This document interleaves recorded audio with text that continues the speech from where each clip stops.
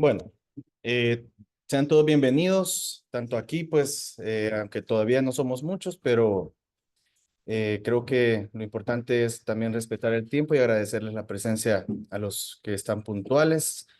Bienvenidos a los colegas que nos acompañan vía Zoom de diferentes países. Y pues, esta es la sexta reunión de esta plataforma que intenta pues tener una continuidad a largo plazo, comenzando con este tipo de reuniones de tipo académicas, pero con la visión de crecer, pues de crecer siempre dentro del ámbito de educación continua en neurocirugía, entrenamiento, que es lo que nos falta la siguiente fase, que son eventos o cursos ya de entrenamiento, ya sea con espécimen biológico o espécimen pues sintético, pero esa es la idea. Y también convertirse en un espacio de discusión, y yo siempre lo digo desde la primera reunión, que para mí dentro de los objetivos iniciales de esta plataforma es romper barreras institucionales, hospitalarias, que aquí históricamente creo que han impedido un poco la colaboración académica o científica en nuestro gremio entre diferentes hospitales, escuelas, instituciones o grupos que están ejerciendo la profesión. Yo creo que podemos crecer. Creo que también es importante este proyecto para la nueva generación. Y bueno, esa es como a medida a forma de introducción. Me he puesto como objetivo en esta tarde comenzar a hablar un poquito sobre la anatomía quirúrgica endonasal. Sobre todo voy a intentar explorar o repasar para muchos un poco la anatomía de la fase nasal del abordaje endonasal para patología de base de cráneo, y también digamos que revisar un poco las relaciones tridimensionales y cómo se comunican y cómo están interrelacionados diferentes espacios por los cuales nosotros podemos accesar en un abordaje endonasal.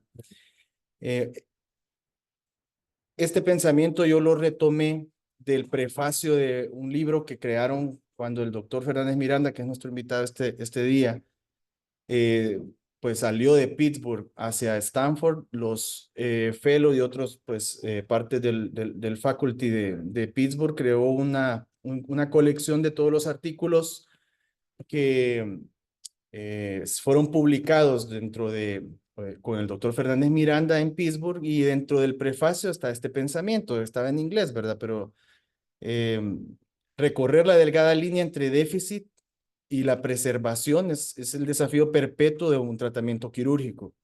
Al final, la técnica quirúrgica es simplemente una herramienta, pero es la anatomía la que guía toda cirugía segura. Este es como que quizás la guía para iniciar este recorrido. Vamos a cerrar aquí un par de ventanas. Y bueno, todos sabemos que el abordaje endonasal intenta maximizar y aprovechar el uso de un corredor natural, como lo es la cavidad nasal, utilizando una herramienta que pues no es tan moderna, ya tiene sus años de desarrollo, como es el endoscopio. Antes de proseguir acá, también quisiera recordar que el endoscopio, nosotros tenemos que recordar la peculiaridad que tiene el endoscopio, y se me olvidó colocar una slide que siempre pongo en esta fase, y es que recordemos que hay una distorsión de la imagen 2D, ¿verdad? La parte más central de la imagen endoscópica va a estar siempre un poco más aumentada que la periferia.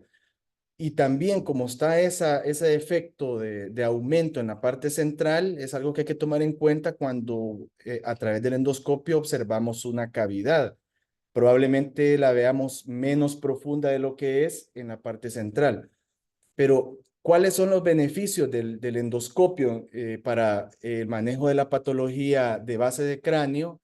La magnificación, creo que logramos llegar, sobre todo creo que los doctores que nos acompañan, que tuvieron una gran experiencia con el abordaje inicial, que era microscópico nasal transesfenoidal. Eh, claro, se pierde la tridimensionalidad, pero creo que lo que más se gana es el detalle y la magnificación de espacios bien pequeños, muy reducidos, como es ese corredor, que naturalmente es reducido. Y permite pues una mayor facilidad con instrumentos especializados de el trabajo o la disección bimanual, que es la que nos permite a nosotros pues disecar y resecar con seguridad.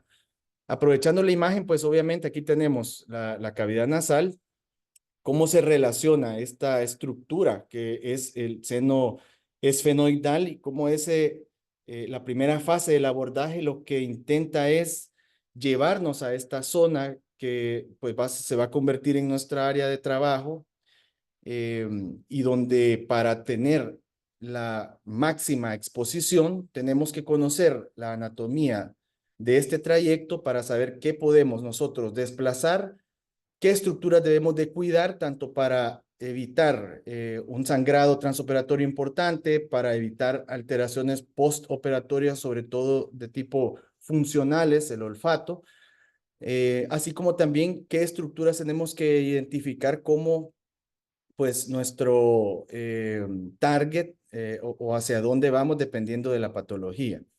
Y ustedes ven cómo el seno esfenoidal, en este caso, es un espécimen anatómico con bastante, digamos que aerado, ¿verdad? O con bastante contenido de aire y permite ya desde aquí, en un corte sagital, observar impresiones de diferentes estructuras neurovasculares. Y lo otro es que históricamente se ha percibido al abordaje endoscópico o endonasal transesfenoidal, por decirlo así, como un abordaje específico para patología de línea media, y realmente que así es. Pero muchas veces lo asociamos solo con, digamos que, o fosa anterior o fosa media. Cuando yo me formé con el doctor en el laboratorio, él maneja el concepto de Central Skull Base o base de cráneo central, que intenta, pues, colocándole un nombre diferente, quizás separarnos de la subdivisión, pues, clásica de la base del cráneo en fosa anterior, media y posterior. Porque este abordaje, dependiendo de qué tanto lo podemos extender y del entrenamiento y técnica quirúrgica, no es específico para una fosa u otra, sino que tiene una serie de estructuras a las que podemos accesar. Y la de Central Skull Base prácticamente es esta región. Claro, esto es esquemático, pues, pero estamos hablando que o podemos acceder fácilmente sobre todo a la zona de la línea media a nivel de fosa anterior, la región celar limitada lateralmente por los nervios ópticos en esta región, las carótidas internas, y más abajo, fosa interpeduncular, ligamento petroclinoideo o interclinoideo, los ganglios de Gasser, toda esta zona un poquito más amplia y que pues no está en una u otra fosa, sino que comparten entre las tres, es lo que se denomina como base de cráneo central, y es, digamos, que la región que estos abordajes nos van a permitir acceder, como les digo, dependiendo del nivel de entrenamiento y experiencia que se tenga y el conocimiento anatómico, que es lo más importante. Entonces, iniciamos con la fase nasal, siempre con un poquito de osteología al inicio. Esta es una visión endoscópica de la cavidad nasal, la apertura pues externa, que son las narinas. Y vemos lo primero que llama la atención, permítame que vamos a mover esto un momento. Bueno, lo primero que llama la atención es, bueno, las estructuras de línea media. Tenemos el tabique nasal y podemos recordar cuáles son los componentes óseos del tabique nasal. Tenemos esta estructura que es el vómer, esta estructura que forma parte del etmoides, que es la lámina perpendicular del etmoides, y luego en la porción anterior pues va a haber un componente cartilaginoso que va a ser muy importante para mantener la estructura externa de la nariz. También importante saber esta disposición. Aquí tenemos una visión lateral izquierda aquí está anterior, aquí está posterior, seno esfenoidal, del tabique nasal, donde tenemos aquí el vómer en la porción inferior, y en la porción superior, pues la lámina perpendicular del etmoides. Entonces, desde ya tenemos que saber, aunque el tema no es abordaje como tal, técnica del abordaje transesfenoidal, que no necesitamos a la hora de realizar un abordaje, pues quitar toda esta estructura. Y en realidad, pues como les digo, nosotros vamos a trabajar en el seno esfenoidal. Lo que necesitamos es cierta comodidad y cierta, digamos que espacio para los instrumentos en esta región. Y por eso es que, el procedimiento que se hace es una septectomía posterior y no es necesario ir más allá de algunos landmarks que a la hora de hacer el abordaje, pues, o de dar un tema específico del abordaje tenemos, pero no es que más es mejor en esta zona, ¿verdad? Probablemente podemos afectar ya sea mucosa olfatoria o la estructura del tabique, provocar o favorecer a complicaciones nasales en el posoperatorio. Entonces la ventana posterior no es tan grande. Lo que nosotros tenemos que ampliar ya es en la región del esfenoides, que vamos a llegar por ahí. Entonces, aprovechando que comenzamos con la estructura del tabique nasal, hay que recordar también cómo este se irriga, y tenemos que se irriga predominantemente por tres estructuras vasculares, como son la arteria etmoidal anterior, arteria etmoidal posterior y predominantemente, si ustedes ven, pues la mayor región inferior y incluso hasta la parte más media del tabique está irrigado por la arteria esfenopalatina y sus ramas. Es por eso importante identificar esta arteria para saberla respetar y desplazar a la hora de hacer un flap nasoseptal, que no es el tema de hoy, pero que nos sirve pues los landmarks anatómicos para crear ese flap de forma segura, que para la mayoría de abordajes extensos o extendidos a la región de la base del cráneo, va a ser pues mandatorio hacerlo para disminuir riesgos de fístulas del líquido cefalorraquídeo. Entonces, si continuamos con la visión endoscópica ósea, aquí tenemos un acercamiento al piso de la cavidad nasal, tenemos parte del tabique óseo a nivel inferior, que estamos hablando entonces del vómer. Este es el cornete inferior, no de tanta relevancia quirúrgica, pero sí es de relevancia saber que hay que respetar lo más que se pueda toda esta zona para evitar pues alteraciones, como les digo, funcionales en el postoperatorio. Luego, si proseguimos, podemos ver siempre parte del tabique nasal, solo que en la parte superior, o sea que estamos observando ya lámina perpendicular del etmoides. Y aquí pues observamos los cornetes medios, que son bastante prominentes, meato medio aquí, medial al cornete. Y si nos acercamos a esta zona,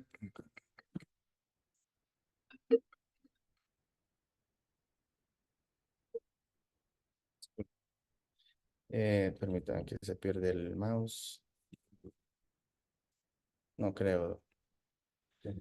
Entonces, si continuamos, aquí podemos observar debajo del cornete medio si hay algunas estructuras importantes, sobre todo para extensiones o también para los colegas otorrinolaringólogos, que es la bula etmoidalis, que se encuentra si desplazamos lateralmente o medialmente, perdón, el cornete medio, vamos a observar la bula etmoidalis en esta zona, que no es más que una celdilla etmoidal, la más grande y más consistente del etmoides, ¿verdad? Celdilla aérea. Si seguimos hacia cefálico, podemos ver parte de lo que contribuye al techo de la cavidad nasal, que es la lámina cribosa del etmoides. Estamos en la línea media. Y esto es importante ir reconociendo cómo se constituye, por decirlo así, el techo de la cavidad nasal para los abordajes extendidos a fosa anterior. Si nosotros resecamos los cornetes medios, extendemos lateralmente la exposición endonasal, podemos progresivamente ir resecando también celdillas etmoidales acercarnos al piso de la fosa anterior, donde las estructuras vasculares importantes que vamos a identificar son las arterias etmoidales anterior y posterior. Aquí se observa la posterior, aquí la anterior. Y es un tema específico, la técnica quirúrgica de la extensión hacia la fosa anterior. Pero en general debemos de comprender que en la línea media esta zona está limitada por la lámina cribosa del etmoides, y lateralmente esta zona que tendría que ser como la parte lateral del techo de la cavidad nasal está estructurada por parte del hueso frontal, ¿verdad? Y sus proyecciones horizontales o perpendiculares. Entonces, esta es la visión, siempre un espécimen anatómico de una extensión amplia, generosa a la región de la fosa anterior. Entonces, para hacer esto, obviamente que hay, como les digo, una técnica específica, y sabemos también que cuando abordamos patologías a través de esta ruta, obviamente que la función olfatoria está prácticamente sacrificada si es que no había una pérdida preoperatoria. Luego, si nos vamos hacia posterior, estábamos viendo hacia cefálicos, si nos vamos hacia posterior, pues vamos a encontrarnos con esta estructura. Esta estructura nos está limitando el seno esfenoidal, y es importante reconocerla. De aquí en adelante comienza la fase esfenoidal. Entonces, antes de proseguir describiendo esta parte, yo hago la pausa para hablar del esfenoides. Y es que normalmente nosotros el hueso esfenoides, clásicamente, pues tenemos una visión, digamos que macro, no, diríamos a través de la visión microquirúrgica. Entonces, generalmente la imagen que tenemos del esfenoides es esta, desde la porción intracraneal. Y sí es importante porque ahora tenemos que nosotros saber correlacionar las estructuras que conocíamos muy bien desde esta perspectiva a la perspectiva endonasal.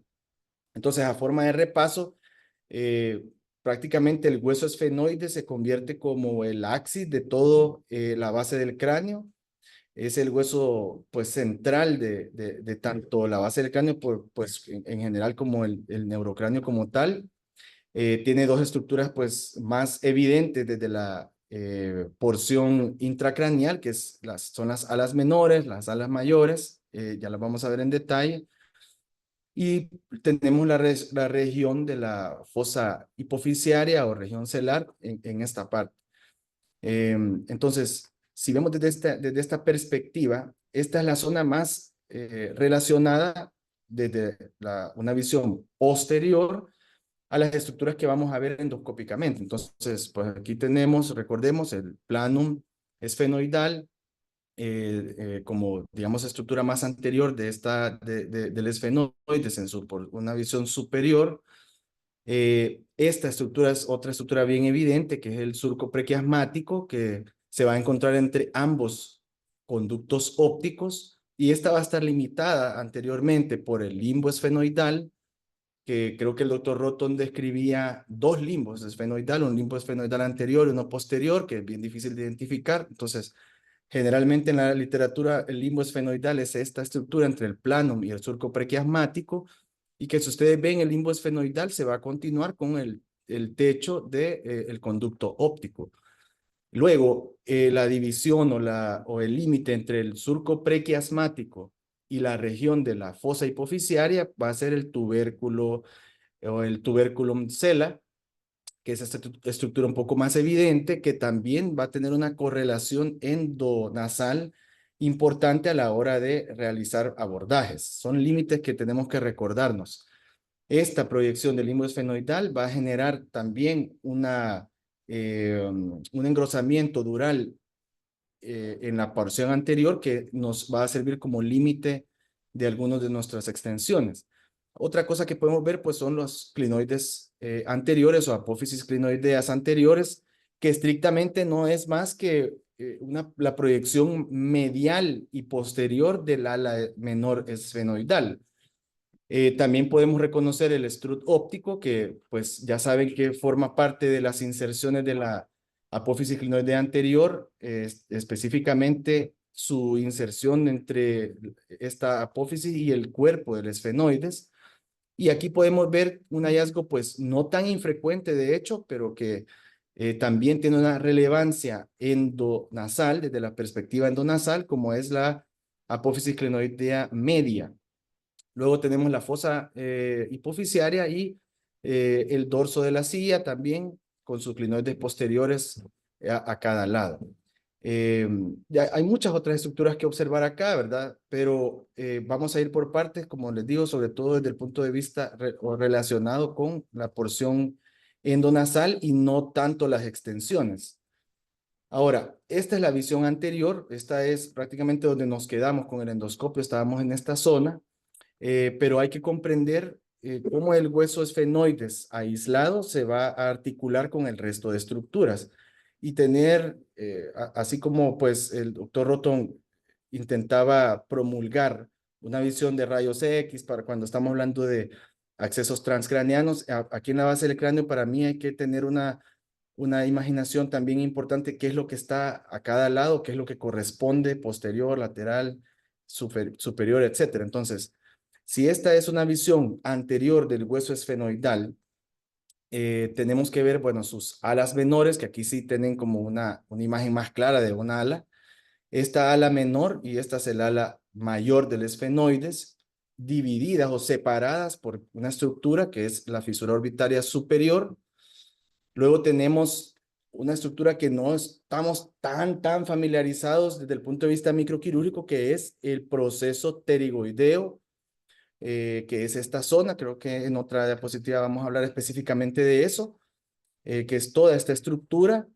Y desde ya podemos ir imaginándonos con qué va a estar esto articulado. Entonces, eh, lateral a las alas mayores del esfenoides. No sé si algún residente me puede decir qué fosa o qué espacio se encuentra lateral a las alas mayores del esfenoides o externo a las alas mayores del esfenoides. O qué estructura está, digamos que, inserta en esa zona. El músculo temporal. Entonces, esta zona está relacionada con la fosa temporal, ¿verdad? Inferior a las alas mayores del esfenoides, ya tenemos que imaginarnos que esta zona es la fosa infratemporal y anterior, pues vamos a tener estas estructuras de la cavidad nasal. Ahora, vamos a regresar después al esfenoides. Creo que tengo otras. Esta es estructura, es una visión anterior del hueso etmoides, donde podemos ver diferentes pues, estructuras clásicas como la apófisis cristagali, la lámina perpendicular, que ya hablamos que va a participar como la parte superior del tabique, las eldías etmoidales, las láminas papiríceas en esta superficie papirácea, que no sé también si algún residente recuerda que o con qué espacio se comunica o va a formar parte de sus paredes esa estructura del etmoides, con la órbita, forma parte de la pared lateral de la órbita. Vamos a ir un poco más rápido por el tiempo. Esta es una visión superior también, no, es inferior hacia cefálico. Esta prácticamente ya la vimos desde el punto de vista endoscópico. Aquí sí es una visión superior, aquí tenemos la apófisis cristagalis, la lámina cribosa, las láminas papiráceas a ambos lados, y esta zona de las celdías etmoidales es la que hablábamos que, bueno, qué forma o qué cubre estas celdías. Y sí, el hueso frontal tiene esa estructura que está formando parte del techo de la zona más lateral del techo de la cavidad nasal. Entonces, esto se articula de esta forma. Ya tenemos estos tres estructuras óseas para ir teniendo como una idea de cómo están correlacionadas. Entonces, si solo nos concentramos en cómo está articulado el esfenoides y el etmoides, esta es una visión siempre anterior entre ambas estructuras, y ya vamos viendo cómo se van formando algunos espacios, ¿verdad? En esta zona pues va a estar ubicada la órbita, eh, fisura orbitaria superior. Esta es la zona que nosotros accedemos normalmente. Entonces vemos cómo lateralmente pues nuestros límites van a ser estas estructuras del el proceso pterigoideo. que van a ser importantes reconocerlas a la hora de extensiones laterales. Si nosotros queremos tener un mayor espacio para acceder lateral en la región celar, estas son las estructuras que tenemos que manipular. Entonces, si vamos avanzando, este estructura del proceso o pterigoideo tiene dos estructuras también, que son láminas pues, medial y lateral pterigoideas, ¿verdad? La otra estructura que se nos olvida a veces cuando estamos enfrentándonos a este abordaje es esta estructura ósea, que no sé si alguien la reconoce, de los residentes también que están presentes para hacer el ejercicio. ¿Qué estructura ósea es esta que estamos observando? Bueno, es el hueso palatino, ¿verdad? El hueso palatino tiene también diferentes estructuras de reconocer, las más grandes, pues una lámina perpendicular y una lámina horizontal. Esta es una visión lateral, de medial a lateral, y esta es una visión anterior. Esta es la lámina perpendicular y la lámina horizontal. Estas se articulan, son dos huesos palatinos, se articulan entre sí de esta forma, y aquí podemos ya reconocer otras dos estructuras dentro de este hueso que son importantes a la hora de comprender la anatomía endonasal, que son los procesos esfenoidal y orbitario. Antes de verlo, recordar que esta lámina perpendicular del hueso palatino va a representar la pared medial de la fosa pterigopalatina. Vamos a regresar a eso. Entonces, aquí tenemos el proceso orbitario del hueso palatino que va a formar incluso, o sea, es orbitario porque forma parte muy pequeña del piso de la órbita, una parte bien pequeña dentro de los componentes del piso de la órbita. Y el proceso esfenoidal que se va a articular con el cuerpo del esfenoides. Entre estos dos procesos se forma una escotadura que después se va a denominar foramen, que es el foramen esfenopalatino. Esto también es importante solo como un landmark. Esta estructura es prácticamente la zona en la que se fija el cornete medio en la parte más posterior. Y esto es importante reconocerlo. ¿Por qué? Porque en este foramen esfenopalatino va a estar saliendo una estructura vascular muy importante que ya mencionamos, que forma prácticamente, pues es un componente muy importante en la irrigación del tabique, como es la arteria esfenopalatina. Entonces, si aquí es prácticamente el origen más posterior del cornete medio, hay que tener pues eso como un landmark de la cercanía que tiene con el foramen esfenopalatino. Entonces aquí es un espécimen anatómico ya articulado con el esfenoides. Entonces ustedes pueden ver por qué este proceso se denomina proceso esfenoidal del hueso palatino. Está articulado exactamente con el cuerpo del esfenoides. Y el proceso orbitario porque esta zona de aquí es la órbita. Y aquí ustedes ven esta pequeña superficie, es la superficie que va a participar en el piso orbitario. Y aquí ya podemos reconocer también algunos forámenes importantes, y voy a regresar a esta imagen. Siempre recuerden que en el proceso pterigoideo van a haber dos orificios importantes. Y siempre hay una regla ahí de cuál es medial y cuál es lateral. También no sé si alguien aquí de los residentes puede hacer el ejercicio, permítanme un segundo, de reconocer qué foramen o qué orificio será este o este. Bueno, entonces, este es el foramen rotondo o foramen redondo, donde vamos a tener la emergencia de una estructura nerviosa que es B2, la rama del el trigémino, y siempre medial. De esta perspectiva anterior, siempre medial. El otro orificio que vamos a tener es el conducto o orificio vidiano, donde va pues a transcurrir el nervio vidiano.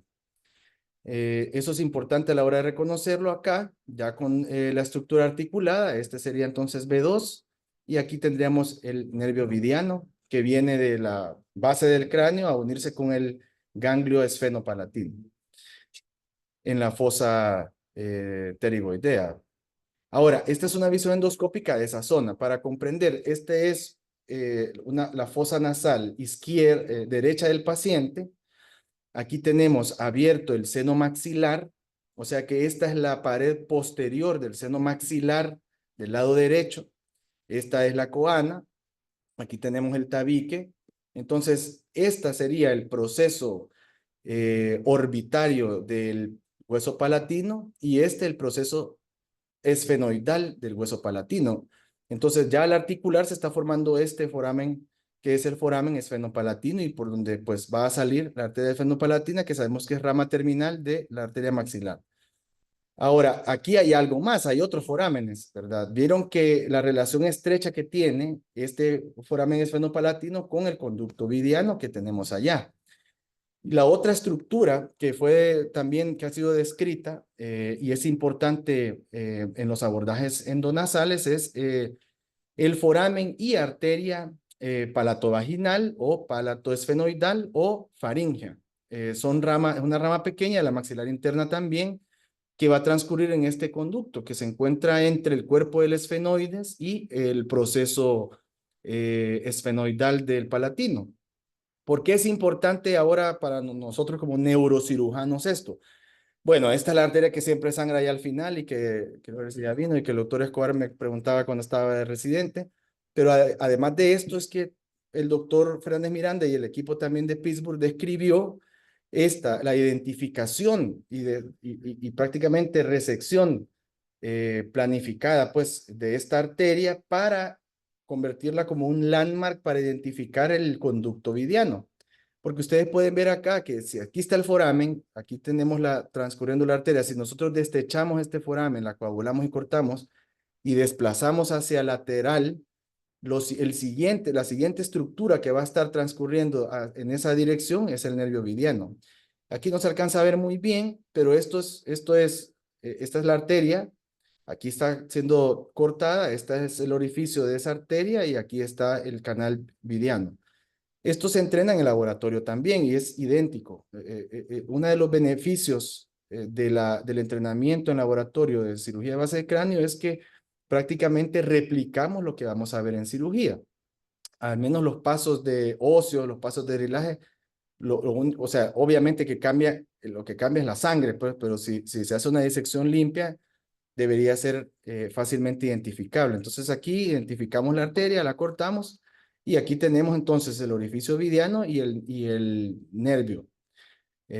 Esto nos va a servir también a futuro si damos una charla ya de abordajes también al foramen lacerum como un landmark para identificar, un landmark entre otros que hay, porque ahora tenemos uno recién publicado, pero el nervio vidiano y su conducto están dirigiendo hacia el foramen lacerum también.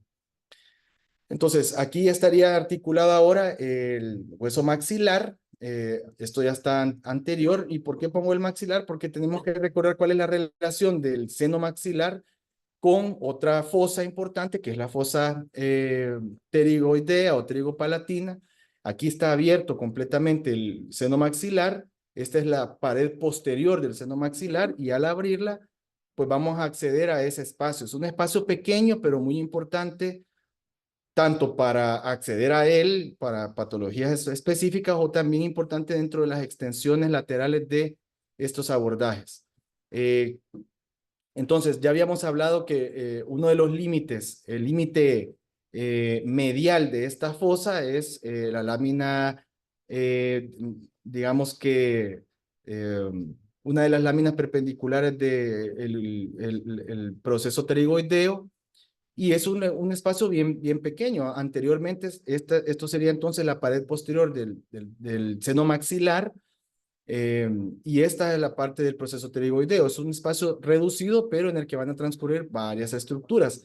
Entonces, aquí en este corte estamos viendo pues la cavidad nasal. Esta es la pared posterior del seno maxilar, y al resecar la pared posterior, ahí observamos el contenido de la fosa pterigopalatina. Observamos lateralmente a esta fosa, la fosa infratemporal, fosa temporal, y tenemos aquí el trayecto de la arteria maxilar y su rama terminal, que es la arteria esfenopalatina. Aquí tenemos entonces superior y lateral este foramen, que ya lo habíamos identificado, que es el foramen redondo, B2, y aquí va a estar estrechamente relacionada con esta zona, el nervio vidiano y el foramen o el canal vidiano. Además, podemos observar, bueno, es la parte terminal del vidiano que viene desde la región de la fosa media. Bueno, recuerden que el vidiano pues se viene formado por la unión de dos estructuras, que es el nervio petroso mayor, el nervio petroso profundo. Petroso mayor es el componente parasimpático, petroso profundo es el componente simpático, que viene del plexo simpático y se va aquí a unir en el ganglio esfenopalatino. Y su función es importante porque en algunos abordajes hay que sacrificarlo o algunos tumores pues también está involucrado, es inervación de la glándula lacrimal. Aquí tenemos una disección ya más detallada de las estructuras. Este es la arteria maxilar, ¿verdad? Arteria esfenopalatina, canal de Vidiano, V2, y pues es lo que ya habíamos observado. Vamos a seguir avanzando por cuestiones de tiempo. Ya esta es la fase nasal, pues digamos que ya con la mucosa normal, este es el piso, el cornete inferior, cornete medio. Al desplazar medialmente el cornete medio, la bulla etmoidalis, el hiato semilunar, entre el proceso semilunar y la bulla etmoidalis, o sea, este sería el proceso semilunar, bulla etmoidalis. Esto nos va a servir para, bueno, como landmarks para acceder al seno maxilar cuando es necesario, sobre todo en extensiones como los abordajes transpterigoideos que trata de exponer esa pared posterior del maxilar. Y luego, pues nuestra atención viene al tabique o al septo, porque en muchas ocasiones queremos crear un flap previo al procedimiento, al abordaje. Luego, pues nuestra dirección va a encontrar el esfenoides y la estructura que tenemos que buscar, pues obviamente la coana, de ahí hacia arriba. La estructura que tenemos que identificar es el ostium del esfenoides, que es ese orificio que veíamos en la cara anterior del esfenoides, que sería este. Entonces tenemos aquí que sabemos que entre este ostium y la coana, pues está esta zona en la que entendemos que está la arteria esfenopalatina y que si necesitamos hacer un flap, tenemos que respetar toda esta zona. Esta zona se le conoce como el receso esfenoetmoidal. Si ustedes ven, este era el cornete medio, este probablemente un cornete superior y supremo. Siempre este ostium va a estar unos milímetros detrás del más alto de esos, ya sea superior o supremo. Este es un pequeño video que tomamos en el laboratorio, solo para que comprendamos cómo es que llegamos hasta ahí. Este es cornete medio, desplazándolo medialmente. Ahí tenemos cornete superior. Y si seguimos pues avanzando, vamos a llegar a ese ostium que en ocasiones puede estar cerrado por mucosa, y a la hora de hacer el abordaje se puede pues dilatar o aumentar con un disector para identificarlo bien. Esa va a ser nuestra ventana hacia el seno esfenoidal. El ostium suele estar en la región superolateral de la concha esfenoidal, que es esa lámina de hueso en la pared anterior del esfenoides. Entonces, ya una vez dentro del esfenoides, rápidamente pues tenemos que tener en cuenta los septos, porque pueden estos estar no solo insertos en estructuras vasculares, sino también confundirnos a la hora de realizar el abordaje, por lo que estos se tienen que identificar preoperatoriamente, o sea, idealmente pues un TAC o en estudios de resonancia para comprender qué es lo que vamos a encontrarnos a la hora del abordaje. Luego, pues, de identificar nuestros landmarks, la otra estructura que se me olvidó mencionar es la posibilidad de existencia de una celdilla etmoidal posterior en la que puede ocultarnos, en ocasiones es tan grande que las células de Onodi, es tan grande que puede ocultarnos estructuras como los nervios ópticos y estos recesos y creer que hemos expuesto toda la superficie esfenoidal y la región celar, pero está escondida dentro de la celdilla etmoidal posterior algunas de estas estructuras. Entonces aquí ya podemos identificar qué landmarks vamos a ocupar acá. Cuando podemos identificarlo, cuando está bien aerado el seno, es fácil, como en este espécimen, es fácilmente identificable los nervios ópticos, pero si no, hay un receso o esta estructura o este espacio que suele ser bastante evidente, en algunos más, en otros menos, pero este espacio entre el nervio óptico y la impresión de la carótida interna que nosotros conocemos como receso óptico carotidio lateral. ¿Por qué lateral? Porque ya hay descrito uno medial en esta zona y tenemos que saber a qué se corresponde en la visión intracraneal este receso óptico carotidio lateral. No sé si alguien de los residentes ha leído o recuerda con qué se relaciona esto. Superiormente pues tenemos el conducto óptico e inferiormente pues está la carótida interna, arteria carótida interna. ¿Alguien? Cerca, o sea, estrictamente es el strut óptico, ¿verdad? Entonces, dependiendo cuánto componente de aire tiene el strut óptico, pues va a ser más o menos evidente desde el punto de vista endoscópico. El receso óptico carotidio medial está descrito en esta zona y se corresponde a una clinoides media que en ocasiones hay que, cuando queremos tener una exposición lateral de toda la zona del seno cavernoso, es necesario resecarla y para hacerlo con seguridad está descrita una técnica y cómo hacer los diferentes cortes y también deben de saber que en ocasiones esa clinoides media puede realmente ser un anillo que está rodeando completamente a la carótida y en esos casos pues no se puede quitar completamente. Luego, si nosotros comprendemos que entonces estos son los nervios ópticos, sabemos que su correspondencia intracraneal va a ser el surco prequiasmático. Entonces estamos viendo esta zona. Significa que el borde más aquí superior en esta imagen va a corresponder al limbo esfenoidal, ¿verdad? Porque estamos hablando acá, en esta zona, el límite anterior del surco prequiasmático y luego sería planum esfenoidal. Esta zona de acá que estaría correspondiendo con el tubérculo de la cela y esta es la fosa hipoficial. A los lados, pues, la zona del seno cavernoso, región de la carótida interna paracelar y más abajo esto ya estamos hablando de clivus o dorso de la silla detrás de esto y el clivus. Como les digo, creo que hay un tema específico que solo sería anatomía de región celar. Entonces, nosotros podemos exponer lo que necesitamos exponer. O sea, si no necesitamos exponer estas estructuras vasculares, no es necesario. Se hace una ventana pues directamente a la silla, pero en ocasiones que hay tumores invadiendo el seno cavernoso, que pues son otro tipo de patologías, debemos de comprender la anatomía y qué tanto podemos extender. Entonces, cuando extendemos el drilaje hacia lateral y hacia anterior, aquí tenemos los mismos landmarks que hemos visto. Entonces, engrosamiento dural correspondería al limbo esfenoidal, que suele ser el límite anterior del abordaje transtubercular. O sea, más allá de eso, ya no es, digamos que tan útil. Luego, vean cómo el limbo esfenoidal se va a continuar con esta estructura dural que corresponde intracranealmente a bueno, esta zona es la parte del techo del conducto óptico. Entonces, hay una estructura dural que forma parte del techo del conducto óptico que es el ligamento falciforme.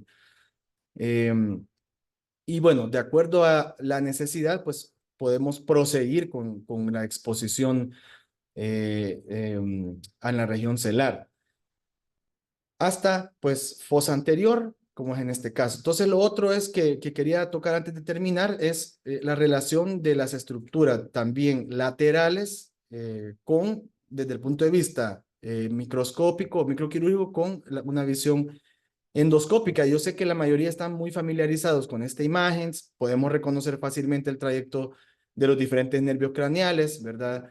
El tercer nervio craneal, el cuarto nervio craneal, su relación entre ellos, el sexto nervio aquí en su porción cisternal, pues luego atravesando el canal de Dorelo, lateral a la carótida interna cavernosa, luego pues que va medial a B1 en esta zona. Aquí tenemos el ganglio de Gasser, sus tres ramas, B1, B2, B3, etcétera. Creo que esto como que hay un poquito más de familiaridad. Entonces, eso mismo lo podemos exponer o evitar desde el punto de vista endonasal. Esta es una visión, pues, lateral de la cavidad nasal.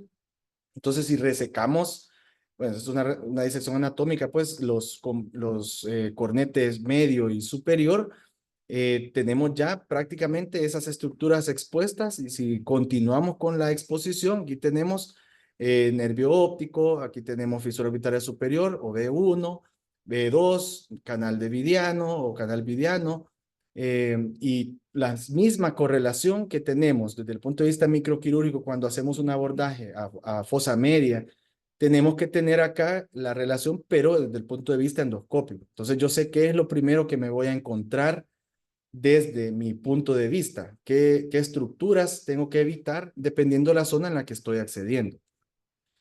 Esta es una visión ya del lado izquierdo del espécimen anatómico, fosa hipofisiaria, carótida interna en su porción pues paracelar, paraclival, aquí tenemos nervio óptico, arteria oftálmica, este es B2, es prácticamente todas estas estructuras, dependiendo de la necesidad, las podemos exponer. Y esta penúltima o casi diapositiva es para observar también que en esta región también hay que comprender cuál es la estructura dural o cómo se comporta la dura madre y las diferentes capas. Y es que en la región de la fosa hipofisiaria hay dos capas de dura madre, como ustedes pueden ver, y esto va a ser importante cuando hablemos de técnicas para resección de la pared medial del seno cavernoso, porque hay que saber identificar y separar las diferentes capas a la hora de hacer esa disección. Y esta es solo casi que una previa de si organizamos ya un tema específico de abordajes al foramen lacerum en estos pues tumores que invaden de forma amplia esta zona. Nosotros a través de la técnica endonasal se puede acceder y exponer todas estas estructuras. Este es el plexo simpático, B2, probablemente aquí tenemos el sexto nervio craneal, aquí se ha resecado completamente el dorso de la silla, clivus, tenemos acá el ligamento o sea, el techo el foramen por donde transcurre el nervio accesorio, que se me ha olvidado ahorita, el ligamento de Cooper. Medial, pues tenemos aquí el trayecto siempre del sexto nervio, entonces sabemos que lateral a este está B1 y tenemos toda la exposición de esta anatomía que se puede hacer en procedimientos específicos, como el doctor creo que nos va a mostrar, y la base de eso, para hacerlo de forma segura, es no necesariamente equipos, sino la anatomía, el conocimiento anatómico. Entonces, pues para terminar, yo creo que podemos pasar todo el día hablando de anatomía, dependiendo de qué región nos queramos focalizar, pero yo quisiera agradecer, bueno, todos como neurocirujanos al doctor Roton, que muchas de estas imágenes, incluso hasta hoy, nosotros las seguimos usando en parte de su esfuerzo que desde esa época pues se fue promulgando el beneficio del entrenamiento en laboratorio, disección en laboratorio para comprender la anatomía y poder luego enfrentarse a ella de forma segura. Yo creo que el doctor Fernández Miranda ha hecho un buen trabajo también realizando o continuando esa labor. Y yo le tengo que agradecer todo a la oportunidad que tuve de estar en ese laboratorio y los invito a que todos los que tengan la oportunidad de hacer un entrenamiento o cursos en el laboratorio, pues las tomen. Yo creo que vale la pena. Y pues hasta aquí llega mi participación. Muchas gracias.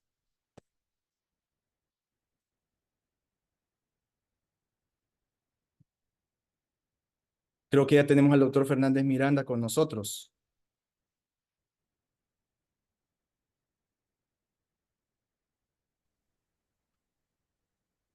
José, ¿cómo estás?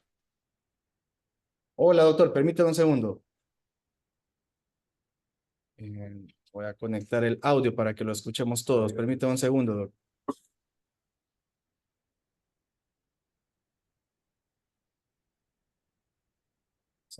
Audio aquí. Hola, doctor, le escuchamos. Hola, buenas tardes. Le escuchamos fuerte y claro. ¿Qué tal, doctor? Bien, ¿cómo está usted? Bien, bien, gracias a Dios. Aquí tenemos casa llena también. Después le mandamos una foto. Bueno, me alegro. Eso está bien. Si quiere, probemos que compartir su pantalla, doctor. Venga.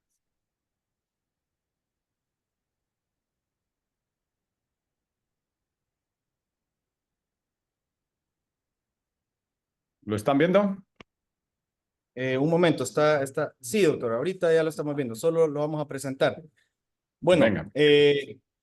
creo que para todos es un gusto, es un honor que el doctor Fernández Miranda pues haya hecho un poco de su tiempo para acompañarnos este día, si bien no en físico, pero en estos tiempos creo que es lo más cerca a una reunión presencial, este medio.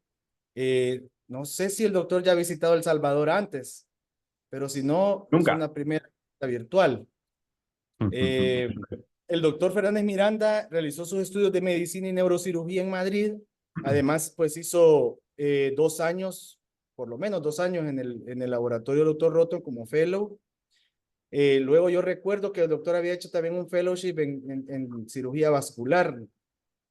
También realizó su fellowship en cirugía base de cráneo en la Universidad de Pittsburgh, con el grupo pues que ustedes ya conocen de Pittsburgh, donde fue todas estas técnicas han ido naciendo y se han ido desarrollando. Y yo creo que el doctor tuvo mucho que ver en el desarrollo anatómico de la técnica quirúrgica.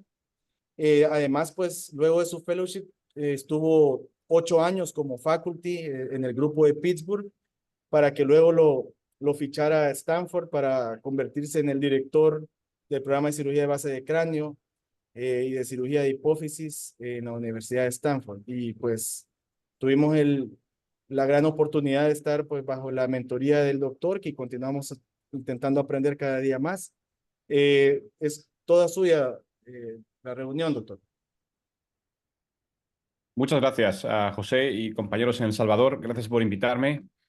Es una alegría verte, José, y enhorabuena por tus iniciativas en el campo de la educación en neurocirugía, que es tan importante.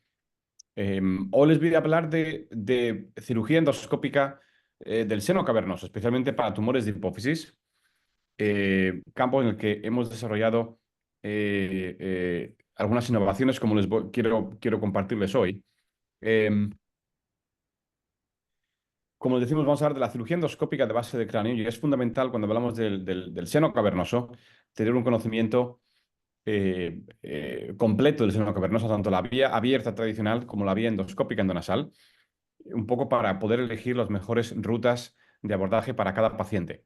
En general, para tumores de hipófisis, la cirugía endoscópica endonasal es la favorita en la mayoría de los casos y les voy a enseñar algunas de las técnicas que hemos desarrollado en los últimos años. Muchas de estas técnicas se basan en la investigación en el laboratorio, de la que hablaba el doctor Chang, y este tipo de desarrollo anatómico nos ha facilitado desarrollar técnicas quirúrgicas en el quirófano que realmente marca la diferencia en el resultado de los pacientes, como verán. Un mensaje fundamental es que la cirugía de pituitaria realmente ha pasado a ser cirugía de base de cráneo. Y eso es porque muchos tumores invaden el seno cavernoso y ahí uno tiene que tener conocimiento de las técnicas de base de cráneo para poder tratar estos tumores de manera apropiada. La importancia del seno cavernoso y de los tumores que invaden el seno cavernoso fue enfatizada por el doctor Oldfield, con el que tuve el placer de compartir tiempo cuando estuve en la Universidad de Virginia y le vi haciendo cirugía para Cushing's disease. Él hacía la vía tradicional microscópica, tiene una experiencia única en la enfermedad de Cushing, 1500 casos, imagínense, a lo largo de su trayectoria, pero él describió cómo algunos de esos tumores invaden la pared medial del seno cavernoso.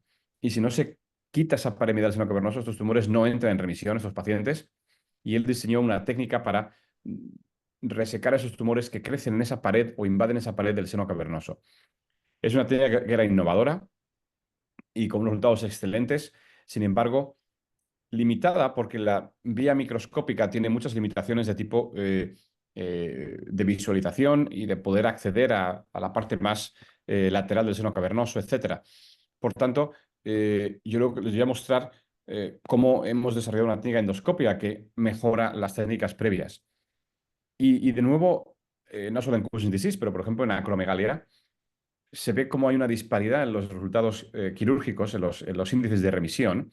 En un metaanálisis reciente, la remisión es aproximadamente entre el 50 y el 60% para los casos primarios y menos del 50% para los casos recurrentes.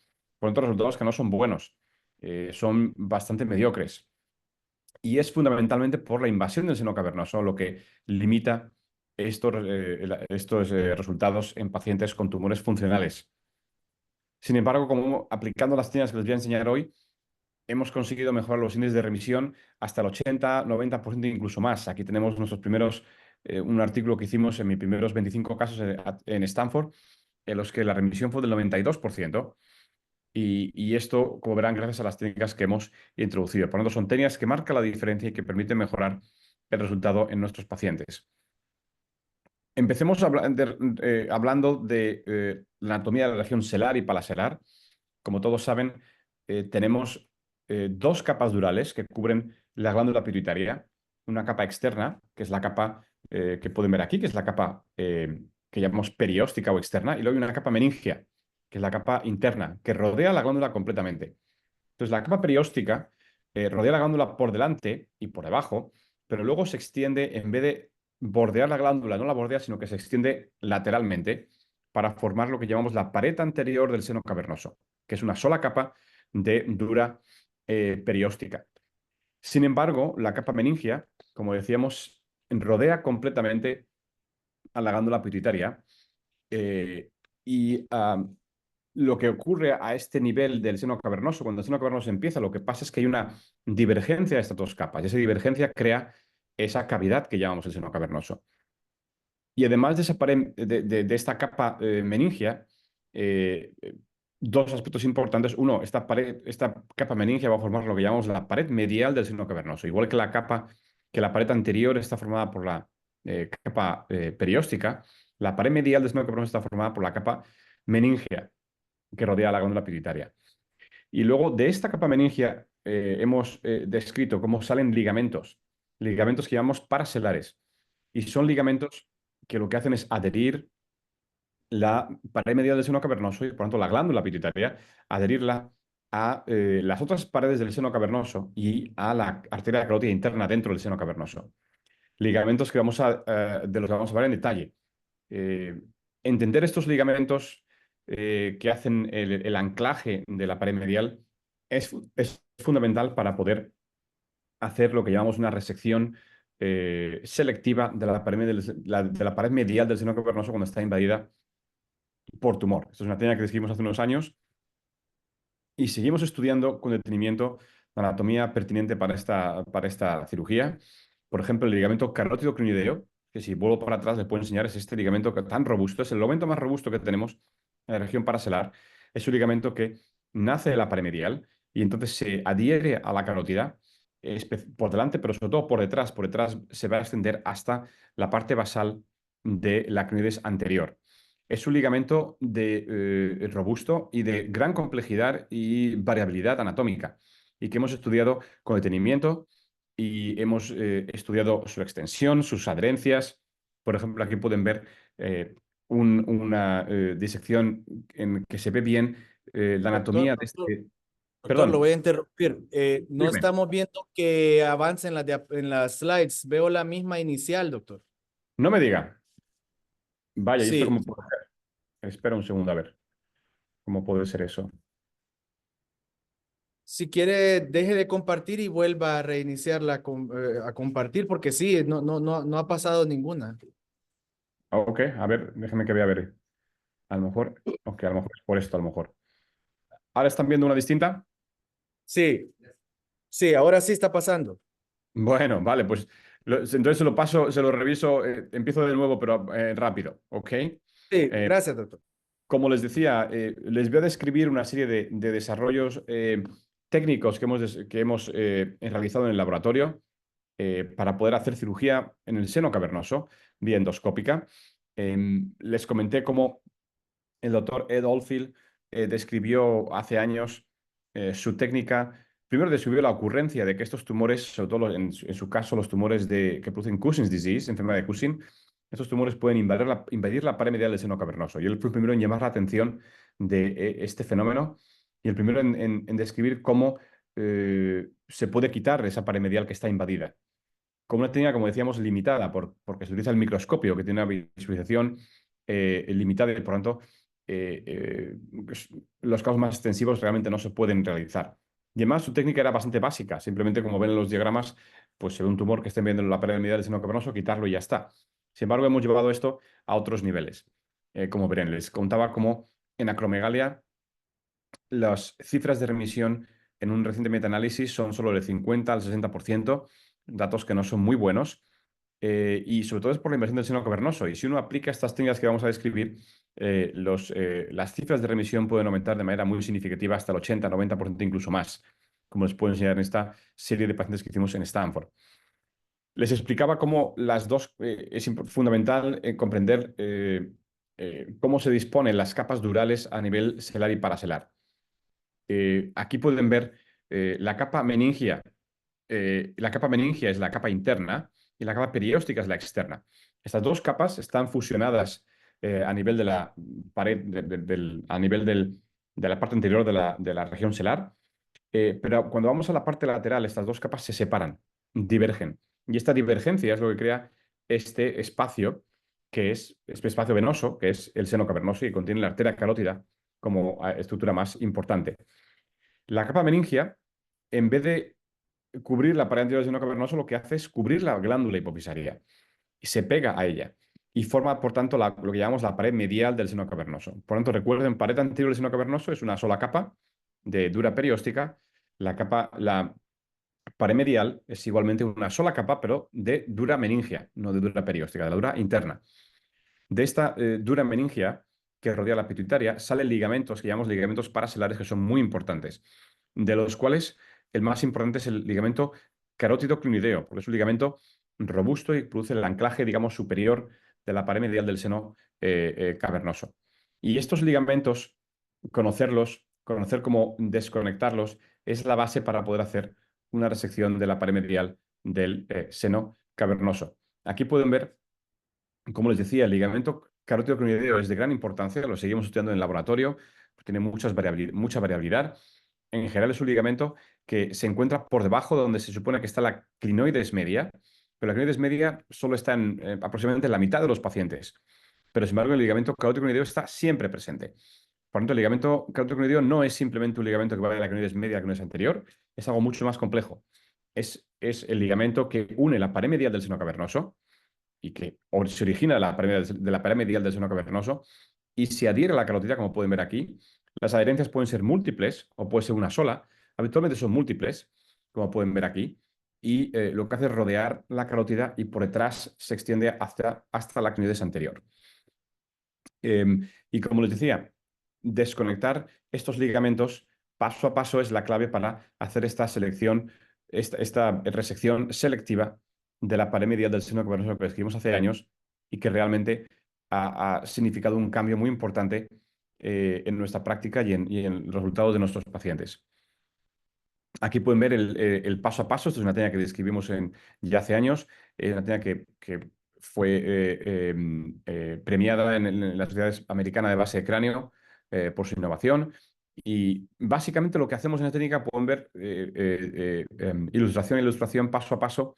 Primero lo que hacemos es separar, encontrar ese plano de clivaje entre las dos capas durales. Una vez entramos en el seno cavernoso, por supuesto tenemos sangrado venoso, que utilizamos un material inyectable para hacer hemostasia. Después utilizamos este bisturí de ángulo recto para hacer una apertura amplia de la pared anterior del seno cavernoso. Esto nos permite directamente poder ver la arteria carótida. Y para mí eso es lo fundamental. Cuando entro en el seno cavernoso, yo quiero ver la arteria carótida lo antes posible. A veces está lleno de tumor y por tanto es difícil, pero uno tiene que tener la capacidad de ir más lateral para poder encontrar la arteria carótida y poder hacer una disección precisa del tumor dentro del seno cavernoso. Cuando abrimos la pared anterior, el primer ligamento que encontramos es el ligamento paraselar inferior, que pueden ver aquí, que es un ligamento que está presente casi siempre. Pero es un ligamento que no es muy robusto, a diferencia del ligamento carótido clinideo, es un ligamento que es más laxo. Se puede cortar, seccionar con bastante facilidad. Justo detrás del ligamento encontramos la arteria hipofisaria inferior, que como saben nace del tronco meningo hipofisario, habitualmente desde la rodilla posterior de la carótida cavernosa y tiene una trayectoria de lateral a medial hacia la dura que rodea la glándula posterior. Y para poder hacer cirugía dentro del seno cavernoso, movilizar la carótida, movilizar la pared medial, es importante coagular esta arteria. Una vez coagulada podemos movilizarla, la arteria, y podemos disecar la pared medial a lo largo del cuerpo de la crinoides posterior para hacer una desinserción de la pared medial que se adhiere a la crinoides posterior. Y después, superiormente, encontramos las fibras del ligamento carótico crinoideo que las cortamos. Habitualmente estas fibras están muy pegadas a la carótida y hay que hacer un corte tangencial con mucho cuidado para no lesionar la arteria carótida en este proceso. Y al final uno puede conseguir hacer una resección completa de la pared medial del seno cavernoso cuando está invadida por tumor. También quiero mostrarles cómo a lo largo de los años nos hemos dado cuenta que hay distintos patrones de invasión del seno cavernoso. Antiguamente decíamos o invade o no invade, pero nos hemos dado cuenta que hay distintos patrones de invasión que les quiero mostrar hoy. En el primer caso, pues es un caso en el que no hay invasión. Uno quita el tumor y explora la pared medial y se ve completamente limpia. No hay tumor. En estos casos no hay que quitar la pared medial, obviamente. Pero luego tenemos un número de casos importante en el que puede haber una invasión microscópica o focal de la pared medial del seno cavernoso. Esto significa que uno está quitando el tumor y cuando quita el tumor de la pared medial encuentra que tiene una adherencia, que hay una coloración distinta o una rugosidad en la pared medial del seno cavernoso o un par de nódulos implantados. Y entonces eso significa que la pared medial está invadida, aunque de manera focal. Y entonces procedemos a quitarla, especialmente si son tumores funcionales. Y luego tenemos el patrón en el que lo que ocurre es que la invasión en este caso involucra a la pared medial en su totalidad o en su práctica totalidad y el tumor crece dentro de esa pared medial. Es lo que llamamos wall thickening, es decir, el engrosamiento de la pared medial del seno cavernoso por tumor.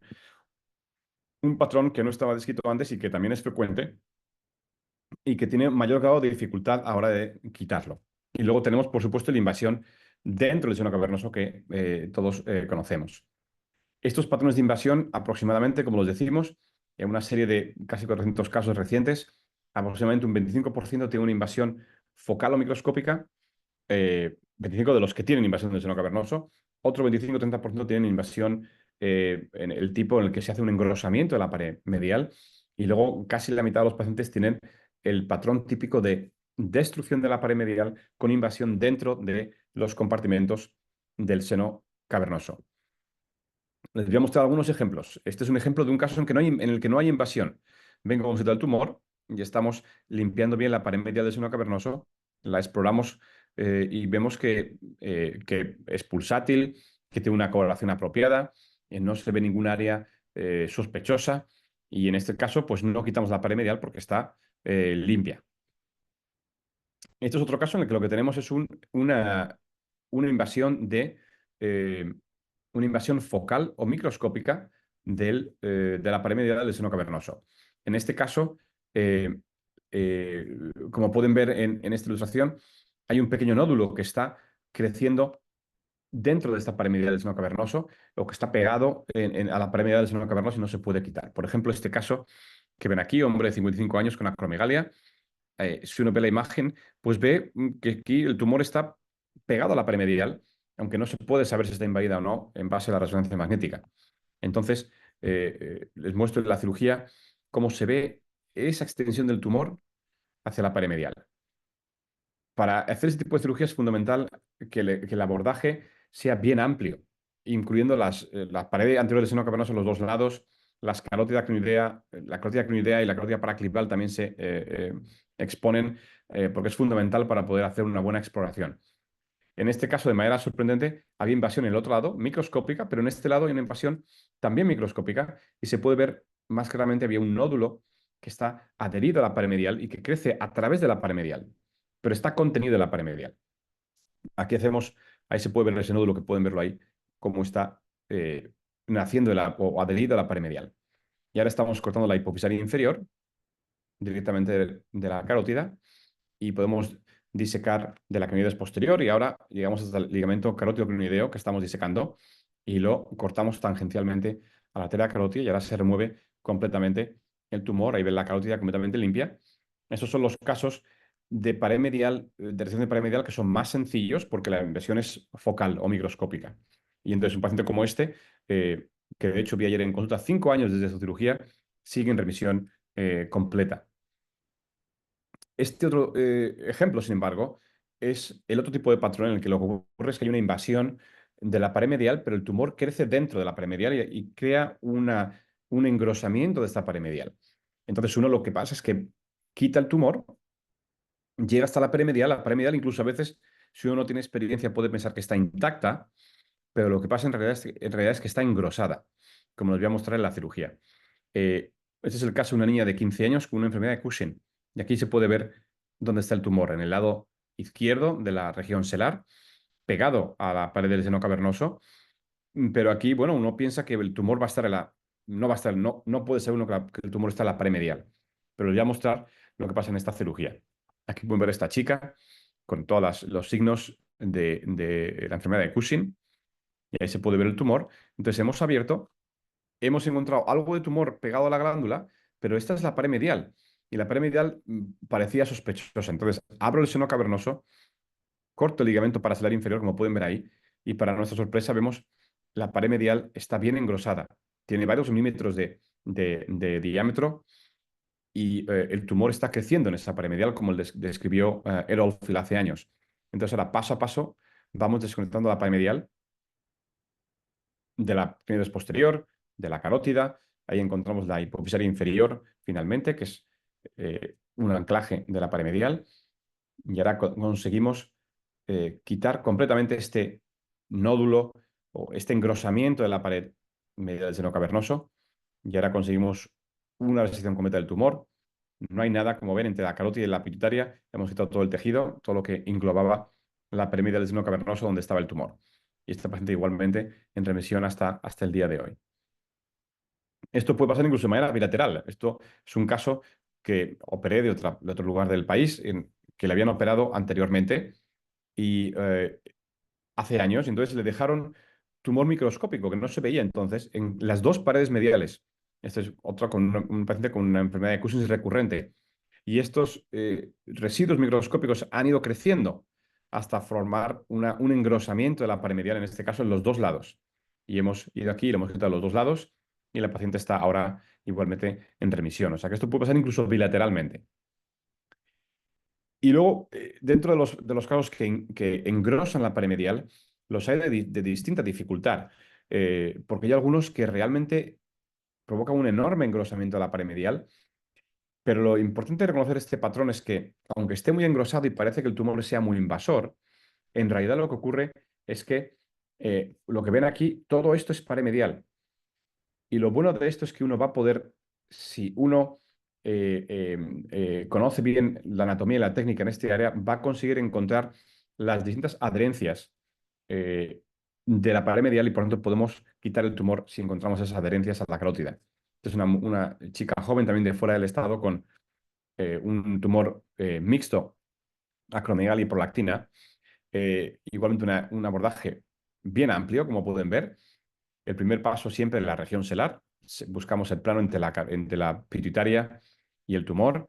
Eh, Quitamos el tumor que está en la silla, en la glándula pituitaria, o la región selar me refiero, pero llegamos a la pared medial y está totalmente engrosada. Entonces abro el seno cavernoso, encuentro la carótida y empiezo a buscar adherencias. Ahí pueden ver el ligamento carótico que estoy coagulando y cortando y separándolo poco a poco de la arteria carótida. Esa es una cirugía de gran dificultad, que a lo mejor me lleva 6 horas hacerla o algo así. Ahí pueden ver la hipofisaria inferior que estoy cortando y poco a poco voy separando la pared medial bien engrosada con tumor de la arteria carótida hasta conseguir una resección completa. Y ahí pueden ver la última adherencia y todo ese tumor que ven ahí es pared medial que estaba engrosada. Y ahora lo que estamos viendo es la arteria carótida completamente desnuda, pero este tumor no está invadiendo dentro del seno cavernoso de manera difusa, sino que está de nuevo englobado en la pared medial que está bien gruesa. Aquí pueden ver el posoperatorio, de nuevo otro paciente con un excelente resultado y en remisión varios años después de su intervención. Y luego, por supuesto, el tercer patrón que evaluamos, le hemos dicho focal o microscópico, engrosamiento de la pared y luego destrucción de la pared, que es el más común. Destrucción de la pared en la que lo que ocurre es que la pared está destruida por el tumor y el tumor, digamos que invade dentro del seno cavernoso de una manera más o menos difusa, dependiendo del grado. Se puede ir hacia el compartimento superior, como podemos ver aquí, o hacia el compartimento inferior, como podemos ver en esta otra ilustración. Hace años hablamos de los distintos compartimentos del seno cavernoso. Es una clasificación anatómica que se basa en la arteria carótida. Por lo tanto, si hablamos de el espacio venoso por encima de la carótida cavernosa horizontal, tenemos el compartimento superior. Si está por detrás de la rodilla posterior y el aspecto vertical de la carótida, es el compartimento posterior. Y si está por debajo, llamamos el compartimento inferior. Y luego tenemos el compartimento lateral. Estos compartimentos, comprenderlos es muy importante y nos ayuda a entender qué anatomía vamos a encontrar en cada compartimento. Nos ayuda a reconocer los patrones de invasión dentro de cada compartimento y por lo tanto nos ayuda a quitar tumor dentro de cada uno de estos compartimentos. Si comparamos con la clasificación de NOSP, la clasificación de NOSP es una clasificación, como todos conocen, que está basada simplemente en la resonancia magnética. Y según la extensión lateral del tumor, pues se le da un distinto grado. Es una clasificación que se correlaciona muy bien con la invasión del seno cavernoso, pero no nos dice nada, no nos dice nada de si la pared está invadida o no, y tampoco nos dice nada sobre los compartimentos del seno cavernoso. Hace unos años describieron una modificación en la que hablaban del tipo 3A y 3B. El 3A es el compartimento superior, el 3B es el inferior, pero hay un compartimento posterior del que no se habla, que es muy importante, y luego está, por ejemplo, el compartimento lateral, que es el lugar donde están los tumores que invaden con un grado 4 de NOS. Por lo tanto, la clasificación de NOS muy importante, pero es una cuestión que nos ayuda a predecir. Sin embargo, la clasificación que proponemos en compartimentos es una clasificación complementaria que es anatómica y que nos ayuda a hacer una mejor cirugía durante la resección de estos tumores, nos ayuda a comprender mejor dónde ir y qué encontrar en cada compartimento. Por ejemplo, aquí tenemos un paciente con un tumor que ya había sido operado en otro lugar, de hecho en otro país, y entonces le dejaron una parte muy grande del tumor dentro del seno cavernoso. Le dijeron que era inoperable porque era muy fibroso, estaba pegado a la arteria. Pero este es un tumor que invade el compartimento superior y parte del posterior. Y como ven, lo estamos quitando. El tumor ha destruido la pared medial del seno cavernoso, pero podemos entrar dentro de los compartimentos y quitar el tumor de manera completa. Ahí en verde pueden ver la arteria carótida después de que le pongamos indosaanina. Les había enseñado el compartimento superior, pero en el compartimento posterior e inferior es muy importante conocer la anatomía del sexto par y cómo discurre el sexto par y cómo encontrar el sexto par. Cada vez que uno entra en el seno cavernoso, tiene uno que preocuparse de dónde está el sexto par. ¿Cómo lo encontramos? La referencia fundamental para encontrar el sexto par es comprender lo que se llama el proceso petroso del hueso esfenidal. Este proceso petroso es esta parte del hueso esfenidal, a medida que uno sigue la base de la cavidad posterior lateralmente, esto se va a unir y esta unión del hueso esfenidal lateralmente con el apex petroso es lo que llamamos el proceso petroso. Esto es el apex petroso y esto es el proceso petroso. El sexto par, digamos que se tumba, es donde hace el giro desde su segmento interdural hacia el seno cavernoso, lo hace justo por encima de este proceso petroso y es, por tanto, una referencia anatómica muy importante. Es la manera más fácil, en mi opinión, de encontrar el sexto par en el seno cavernoso, pero para ello uno requiere una exposición completa de la carótida paraclival para poder movilizarla de manera delicada y poder encontrar con el disector. Uno puede sentir el hueso, el proceso petroso, y lo sigue hasta que encuentra el sexto par. Lo puede confirmar uno con la estimulación eléctrica si la dispone. Aquí pueden ver en esta disección anatómica, por ejemplo, vemos la... Y entonces, si se fijan aquí está el sexto par en un lado, aquí está el sexto par en el otro lado, detrás de la carótida y justo encima del proceso petroso del esfenoides. Esa es la manera que tenemos de encontrarlo. Aquí trabajamos en el compartimento superior, donde tenemos la dura de lo que llamamos el triángulo oculomotor. Aquí es donde está el tercer par. Aunque el tercer par aquí está protegido en el compartimento superior por dura. Y solo cuando llegamos hasta el compartimento, la parte más anterior del compartimento superior, el tercer par está más expuesto, pero en general en el compartimento superior es muy seguro trabajar, el tercer par está bien protegido. Sin embargo, en el compartimento posterior, el sexto par no está protegido, está justo en el suelo del compartimento posterior y uno tiene que tener mucho cuidado trabajando en este área. Como ven, para transicionar del compartimento superior al posterior, uno tiene que encontrarse la arteria hipofisaria inferior que conviene coagular para que no nos produzca un sangrado, especialmente para que no se haga una abulsión directamente de la arteria de esta rama de la carótida, una abulsión de su pared directamente que puede provocar un sangrado arterial directo de la carótida. Por lo tanto, siempre es mejor coagularla y seccionarla para evitar una abulsión directamente de la pared carotídea. Aquí les voy a enseñar, en este caso, en un caso de un tumor que invade todos los compartimentos del endocavernoso, un tumor que es no funcionante. El tumor es aspirable, como pueden ver, estamos en el compartimento superior, en el que vemos el ligamento intercruideo, muy importante, y el tercer par, más lateral. Ahora vamos al compartimento inferior, donde lo que encontramos es el sexto par, y especialmente las fibras del nervio simpático o nervio carotídeo o plexo simpático carotídeo. Ahora estamos en el momento posterior, donde encontramos el canal de Orello y este es el ligamento de Gruber que pueden ver ahí. Y ahora ven, aquí, al trabajar en el compartimento posterior, tuvimos una avulsión de la arteria hipofisaria inferior con sangrado directamente del origen de la hipofisaria inferior, que puede ser problemático, pero con bipolar lo coagulamos, se sella y se acaba el sangrado. Pueden ver la tortuosidad de esta carótida, lo que hace gran dificultad este caso, pero de nuevo precaución con esa arteria hipofisaria inferior porque puede producir problemas en algunos casos. Pero por eso viene coagularla cuando uno la pueda detectar. Y en este paciente, pues como ven, una resección completa de todos los compartimentos, incluso del lateral, que también tenía parte de invasión sin recurrencia hasta el día de hoy. Claro, como les voy a enseñar al final de la presentación, este paciente presentó una diplopia posoperatoria que duró unos 3 meses, un tercer par muy, muy discreto, pero sobre todo un sexto par que le duró unos 3 meses, pero que se recuperó completamente. Y luego este otro caso, por ejemplo, del enseñado superior, posterior, también ser un caso de un compartimento inferior. Este paciente también con una acromegalia en el compartimento inferior, de nuevo, importante recordar la anatomía del plexo simpático que se une al sexto par. El sexto par va justo lateral y por debajo de la carótida horizontal del cavernosa. Aquí está el sexto par, aquí están las fibras simpáticas que se unen. Y hemos estudiado también esto en el laboratorio. Hay un paper que saldrá dentro de poco del plexo simpático. Y aunque hay varias configuraciones, una habitual es que haya dos ramas. Hay una rama medial que se sigue pegada a la carotida y una rama lateral que se une al sexto par. Y a veces los tumores invaden estas ramas y hay que sacrificar una. Por lo tanto, conviene sacrificar más bien la medial que la lateral.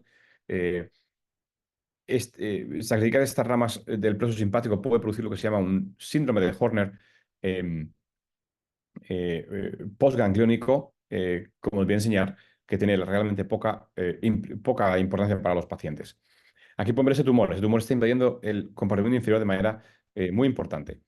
Este también es otro paciente de fuera del país que vino a operarse a Stanford conmigo. Le hacemos un abordaje transtiroideo. No mencioné, pero para el compartimento inferior y el posterior es muy importante hacer un abordaje transtiroideo.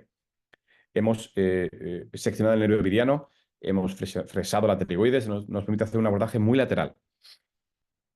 Ahora estamos viendo la pared anterior del seno cavernoso de manera muy amplia. Pueden ver el tumor que ha roto la pared medial y está invadiendo. Y pueden ver de manera muy clara el plexo simpático. Lo estimulo, esto es un estimulador eléctrico, y me estimula para el sexto par porque se conecta con el sexto par. He sido capaz de separar la rama lateral y preservarla. Ahí estamos cortando una rama de lo que se llama la arteria o el tronco inferolateral del seno cavernoso. Y aquí estamos separando el tumor en el compartimento inferior. Ahí se puede ver la carótida detrás. Aquí el plexo simpático siendo preservado. Y cómo movilizamos el tumor que está pegado, bien pegado a la arteria carótida. Y esto tiene una gran dificultad, pero hemos conseguido hacer una resección completa. La arteria carótida completamente esqueletonizada.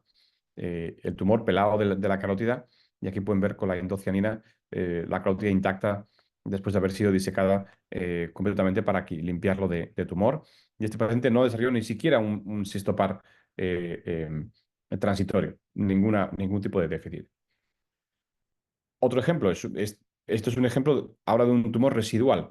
Este es una paciente que se operó en otro estado igual, en el que ven hay un tumor más bien difuso en la parte selar, pero luego se extiende al compartimento inferior del seno cavernoso. Entonces, la cirugía que le hicieron de manera apropiada, si uno no tiene la experiencia, pues mejor siempre ser seguro, claro. Entonces, le quitan el tumor, la parte selar, pero se queda este tumor en la región cavernosa, en concreto en el compartimento inferior. Entonces, este paciente que puede hacer radiocirugía, puede hacer medicación, pero también puede operarse. Ahí pueden ver, hemos quitado la clinitis media, prominente, abrimos la pared anterior del seno cavernoso. El Doppler siempre lo utilizamos para mapear la carótida, fibras del simpático, y se pueden ver de nuevo los dos troncos de manera muy clara. Eh, un tronco lateral y un tronco medial del nervio simpático.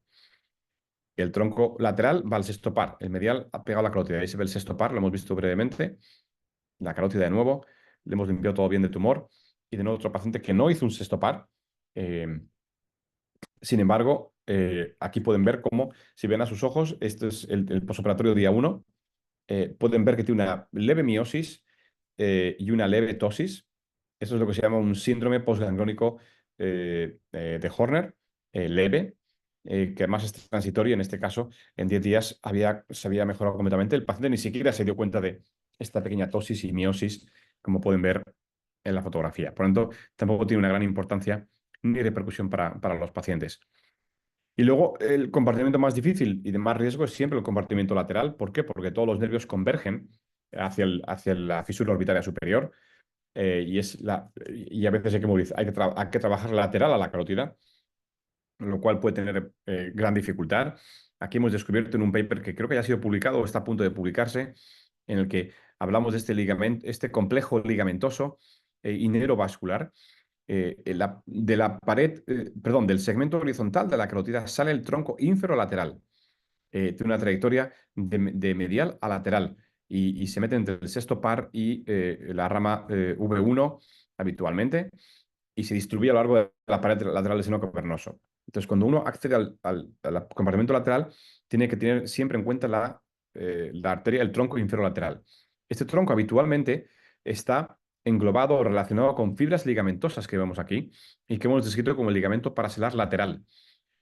Perdón, son fibras que van de la carótida hacia el sexto par y hacia la pared lateral del seno cavernoso. Por lo tanto, es un complejo en el que está el ligamento, la arteria y el sexto par, y a veces incluso fibras del simpático también, y por lo tanto tiene que tener uno mucho cuidado a la hora de trabajar en este área. Perdón. Entonces, cuando uno trabaja en el compartimento lateral, puede trabajar por encima de este ligamento, del ligamento paraselar y de la arteria del tronco inferolateral, trabajando en este espacio superior. A veces incluso los tumores van al espacio inferior y hay que seccionar la arteria para poder movilizar la carótida medialmente y poder acceder a tumores como que pueden ver aquí.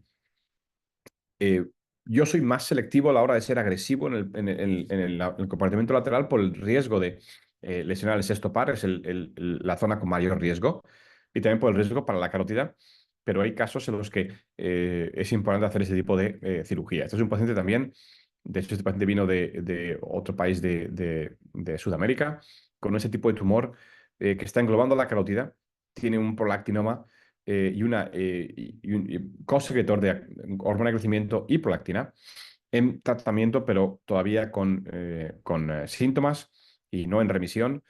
Y pronto, después de años de tratamiento, decide operarse. En este caso, el tumor, como ven, está invadiendo el compartimento lateral, pero está incluso invadiendo hacia el espacio clinoideo, como pueden ver. Por lo tanto, un caso de dificultad importante y en el que lo que vamos a hacer es como en la ilustración, vamos a movilizar la carótida de manera discreta. Primero estamos trabajando medial a la carótida. Ahí ese es el ligamento carótido clinoideo que está invadido por tumor. Entonces, estamos limpiando muy bien el compartimento superior. Ahora vamos al compartimento lateral. Y aquí lo que vamos a hacer es cortar esta membrana, que es la membrana carótido-oculomotora, esta membrana que vemos aquí, que va de la carótida al tercer par, justo por debajo de la clínides anterior. Ese es el tercer par, esa es la clínides anterior, esa es la carótida clinidea, este es el espacio clinideo, y en el compartimento lateral, la parte más superior, y aquí lo hemos limpiado entero, y como pueden ver, la carótida es completamente limpia, como pueden ver con la endocianina. Y aquí pueden ver cómo se ha limpiado perfectamente el compartimento y el paciente está con una IGF normal, aunque la prolactina sigue un pelín elevada. A veces los tumores son imposibles de curar porque tienen una invasión microscópica eh, que a lo mejor invade la pared de la carótida, invade la pared lateral. Entonces es imposible de completamente curarlos. En esos casos a veces ponemos un poco de grasa y podemos hacer radiocirugía para ese segmento. Pero este paciente con un poco de hiperprolactinemia muy leve lo seguimos, sin embargo, está en remisión de su acromegalia después de la intervención quirúrgica.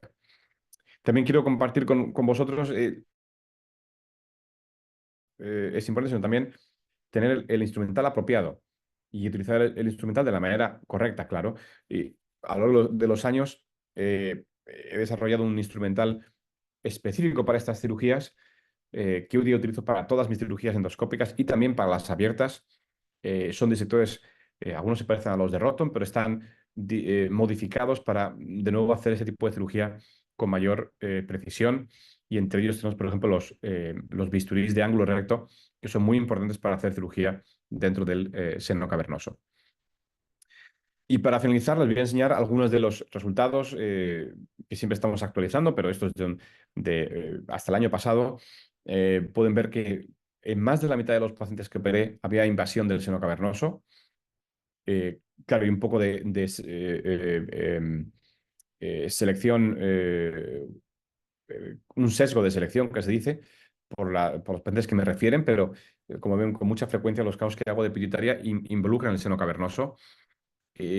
Se puede ver que la cirugía transcavernosa es más necesaria en pacientes, por supuesto, que estamos reoperando, pacientes en los que se le dejó tumor o que ha crecido el tumor. En eso es la mayoría, eso ocurre en el seno cavernoso. Igualmente podemos ver que los tumores funcionales son más habituales que necesiten un abordaje transcavernoso que los no funcionales, casi el doble. Y si empezamos a ver los resultados de resección tumoral, aproximadamente entre si no invaden el seno cavernoso, la resección completa es del 98%, mientras que si invade el seno cavernoso está aproximadamente en el 80 al 90% y baja al 70-80% en los casos de tumores que son recidivantes o residuales, obviamente porque son más complejos. Pero aún más importante, vamos a las cifras de remisión bioquímica en los tumores funcionales y vemos que tenemos cifras de remisión en general entre el 80 y el 90% para los distintos subtipos de adenomas funcionales, incluso para los que invaden el seno cavernoso. E incluso, de manera muy importante, para los que invaden el seno cavernoso y tienen cirugía repetida, también los resultados son muy buenos. Entre el 70 y el 80% conseguimos hacer una remisión completa para estos tumores funcionales. Por ejemplo, en el caso de acromegalia, ahora tenemos como unos 100 casos, pero cuando llegamos hasta 71, en este caso, fíjense, el 75% necesitaba abordaje transcavernoso y las cifras de remisión, de remisión subieron del 56 al 84% y de manera muy impactante de los casos recidivantes del 46% al 80%. Por lo tanto, muchos pacientes que hoy día no se les ofrece cirugía, sino que se les da radiación o que se les pone medicación, se les dice que no tienen otra opción, muchos pacientes, 4 de cada 5, podrían entrar en remisión con una cirugía apropiada para el tipo de tumor que tienen. Claro, hay que mirar a qué tipo de consecuencia tienen estas cirugías que son más agresivas de lo normal. Eh, lo más importante en cuestión de la incidencia de rotura carotidia, que es lo que más tememos todos, claro, o de stroke, de infarto a consecuencia de una rotura carotidia. Por fortuna, tenemos un solo caso de rotura carotidia y ningún caso de stroke. Y el caso que tuvimos de rotura carotidia fue en un abordaje, no en el abordaje transcavernoso, sino durante el abordaje. Por lo tanto, no relacionó directamente con la cirugía en el seno cavernoso y además el paciente tuvimos la suerte de que se pudo sacrificar la carotida sin ninguna consecuencia, sin hacer un stroke, por fortuna. Por lo tanto, como ven, podemos hacer esta cirugía, lesiones carotidias. Por supuesto, quiero recomendarles precaución porque esta cirugía realmente es de alto riesgo y sobre todo de alto riesgo si uno no tiene el conocimiento técnico, anatómico y el entrenamiento apropiado para hacerla. Me ven aquí dando una charla y les enseño mis resultados. Esto, por supuesto, no se puede traducir para otras personas con una experiencia distinta. Pero yo les quiero mostrar de que se puede hacer de una manera segura. Y si uno tiene los principios anatómicos y técnicos apropiados y el entrenamiento y la experiencia apropiada, se puede hacer con mucha seguridad. Si miramos a las cifras de diplopia, de visión doble posoperatoria, pueden ver que realmente son bajas para pacientes en los que vamos al seno cavernoso y es su primera cirugía, la incidencia es de un 7%, para los que es una recurrencia y vamos al seno cavernoso, la incidencia es el doble, casi el 14%, pero por fortuna todos estos pacientes han mejorado. El único paciente de la serie que no mejoró fue uno que se presentó con apoplejía, y una apoplejía además crónica, llevaba un mes con una oftalmoplegia completa y no mejoró. Pero todos los demás pacientes y todos los que estaban intactos antes de la cirugía recuperaron con posterioridad. El índice, la incidencia de visión doble aumenta de manera muy importante según lo que hagamos. Cuando hacemos solo resión de la pared medial, tanto focal o engrosada, la incidencia es mínima, 2% de diplopia transitoria. En el compartido superior, 16, posterior 18, inferior 22, lateral 33%. Por tanto, en el compartido lateral, la incidencia de diplopia es muy grande. Uno de cada tres pacientes va a tener diplopia después de la cirugía y, por tanto, uno tiene que tener más precaución en estos, o ser más conservador en el compartimento lateral.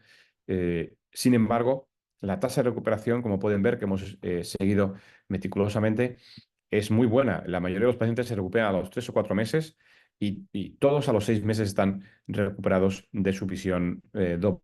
Y esto, pues realmente es muy alentador, nos anima a seguir haciendo este tipo de cirugía porque los resultados son buenos y no creamos una movilidad permanente en estos pacientes. Y pronto, como os decía, un ejemplo último para terminar. Esta paciente igualmente de otro estado del país, una paciente muy educada, que ha estudiado todas sus posibilidades terapéuticas para su acromegalia, no está contenta con la medicación, tiene efectos secundarios, no le consigue mejorar sus síntomas y tiene, como ven, un tumor que está, en este caso, en el compartimento posterior del seno cavernoso, también un poquito en el inferior, pero sobre todo en el posterior, una zona muy difícil.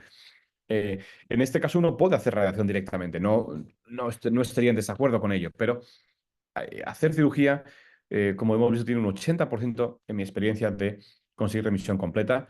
Y en ese 20% de los que no conseguimos la remisión, hemos quitado la gran mayoría del tumor, pero ha quedado un poquito pegado a la arteria. En esos casos, entonces, la radiocirugía puede ser incluso más eficaz y más segura, porque además, en casos en los que no consigo limpiar completamente la carótida o el seno cavernoso, le pongo un trocito de grasa que separa la glándula pituitaria de la carótida en el seno cavernoso y este trocito de grasa lo que va a hacer es proteger a la glándula de radiación.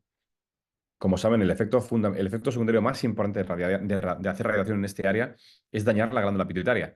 Y con esa técnica de cirugía, para proteger la glándula también, las cifras de daño hipofisario son, en nuestra opinión, muy inferiores. Todavía no tenemos los datos para demostrarlo, pero esa ha sido nuestra experiencia y esperemos demostrarlo en el futuro. Y este paciente, como ven, le hacemos cirugía, le quitamos el tumor de manera completa y hasta el día de hoy está en remisión. Opera ya hace 2 años o 3 años y una paciente realmente muy agradecida, como pueden ver, porque aunque ella quería cirugía, no conseguía encontrar la persona para que se lo hiciera y vino a Stanford y le pudimos quitar el tumor y sigue en remisión. Como ven y les he mostrado, se trata todo de entender bien la carótida en el seno cavernoso, de entender cada segmento de la carótida, cada compartimento del seno cavernoso, los ligamentos, para poder hacer ese tipo de cirugía de una manera segura. De nuevo, no se confíen en exceso, piensen que están aquí arriba porque la caída es dramática y las complicaciones pueden ser muy grandes. Vayan paso a paso acumulando experiencia, conocimiento, para poder hacer estas técnicas de una manera lo más segura posible. Para ello, por ejemplo, hemos diseñado este curso que hacemos por primera vez este año, un curso específicamente enfocado en las técnicas que les he mostrado de cirugía dentro del seno cavernoso para tumores de hipófisis, pero también para otros, cordomas, sarcomas, meningiomas, etcétera. Sobre todo, meningiomas poco en el seno cavernoso, somos más conservadores, pero sobre todo cordomas, sarcomas y, por supuesto, adenomas de hipófisis. Un curso de 2 días con cirugía en vivo y disecciones de nuevo enfocadas todas, todo en el seno cavernoso. Y por tanto, aunque estas técnicas y estas cirugías parezcan un poco locas, realmente hay un método detrás de ellas, un método que se basa en la anatomía y en la técnica meticulosa para hacer estas cirugías a veces de gran dificultad. Muchas gracias por su atención y estoy dispuesto a cualquier pregunta que tenga. Muchas gracias. Bueno, muchas gracias, doctor. No sé si aquí en el público hay alguna pregunta que quieran compartir. En algún caso de hipotiroidismo, por favor, habla porque sea inferior. Aquí pregunta un asistente si ha observado algún caso de hipopituitarismo por el sacrificio de las arterias hipofisiarias inferiores. Buena pregunta. La respuesta es no. Y lo hemos estudiado con detenimiento. Hace años publicamos un artículo en el que hicimos no unilateral, sino bilateral. Hicimos un abordaje bilateral del seno cavernoso, 20 casos consecutivos. Estos eran sobre todo para cordomas con sarcomas. Y hacemos un abordaje transcavernoso a los dos lados. Las dos hipofisiones inferiores fueron sacrificadas. Y en esos casos solo hubo 2 pacientes de 20, por un 10% que tuvieron diabetes insípida y un paciente de 20, 5% que tuvo un hipocortisolismo. Y ambos, estos casos eran miopía y hubo mucha manipulación de la glándula pituitaria y creo que esa es la razón por la que tuvieron este problema y no tanto el sacrificio de la arteria. Existe una buena circulación colateral por la hipofisaria superior, bajan a lo largo del tallo hipofisario y pueden irrigar la glándula. Tenemos un estudio en concreto hecho, no publicado todavía, pero tenemos resultados que demuestran que los pacientes con abordaje transcavernoso tienen la misma incidencia de diabetes insípida que los que no tienen abordaje transcavernoso. Por tanto, no vemos ninguna incidencia incrementada de hipopituitarismo con estas técnicas. Ok, yo tengo una consulta, doctor. ¿Cuál es su experiencia desde el punto de vista anestésico en el procedimiento? Si hay mucho problema, si ha tenido alguna dificultad durante el transoperatorio, que les haga pues el evento quirúrgico muy riesgoso desde el punto de vista anestésico. Lo digo porque acá, cuando se menciona manipulación de carótida cavernosa o entrar así como a manipular mucho esa área, algunos neuroanestesiólogos pues como que están un poquito temerosos por los cambios hemodinámicos que esto significa. No sé cuál fue su experiencia en su, pues en su recorrido. Bueno, sí, es cierto que la manipulación de la arteria carótida en el seno cavernoso puede producir lo que se llama un reflejo trigémino cardíaco, que produce básicamente una parada, una bradicardia, que incluso puede ser una parada cardíaca. Lo he visto en algunas ocasiones. Hace años tuve un caso muy interesante estaba en Pittsburgh entonces, pero a medida que estaba movilizando la carótida y trabajando en el compartimento lateral, etcétera, la paciente tuvo una parada cardíaca completa. Estuvo 40 segundos en parada cardíaca. De hecho, tuvimos que parar y hacer compresiones torácicas. Y entonces revirtió el ritmo cardíaco y se normalizó y no pasó absolutamente nada. Pero eso es un caso extremo, pero sí hay casos relativamente frecuentes en los que el anestesista se da cuenta de que hay una ligera bradicardia, en cuyo caso pues paras y esperas un poco a que mejore. En casos extremos se le puede dar atropina o similares para que sea menos sensible a ese reflejo. Por lo tanto, el riesgo es muy pequeño si se maneja apropiadamente. Eh, Otra cuestión importante es el manejo del sangrado o la pérdida de volumen o el sangrado venoso. En estos casos, el seno cavernoso a veces puede sangrar mucho, pero es un sangrado venoso, de baja presión. Y es un sangrado que se puede controlar fácilmente con un poco de pericia. Los agentes hemostáticos son muy efectivos. El truco de elevar la cabeza para disminuir la presión venosa también ayuda mucho. Yo, por ejemplo, utilizo una cama operatoria especial que permite que se ponga la cama muy baja en el suelo. Entonces, si uno puede, se puede levantar la cabeza del paciente y seguir una posición ergonómica apropiada. Y eso facilita mucho la disminución de la presión venosa y del sangrado venoso. Bueno, doctor, realmente que estamos muy agradecidos por su tiempo y por compartir su experiencia con todos nosotros y pues no solo para El Salvador, sino tenemos algunos colegas de otros países de la región conectados. Yo personalmente, igual usted sabe que estamos siempre agradecidos por la oportunidad y siempre pues intentando buscar mejorar cada día. Entonces, lo esperamos en alguna próxima reunión del módulo de base de cráneo y creo que es un gusto para todos haberlo tenido. No sé si le podemos dar un aplauso al doctor aquí, a los presentes. Gracias de nuevo, doctor, por una formidable conferencia y pues estamos en contacto. Muchas gracias. Muy bien. Un saludo muy fuerte para todos y mucha suerte. Hasta la próxima.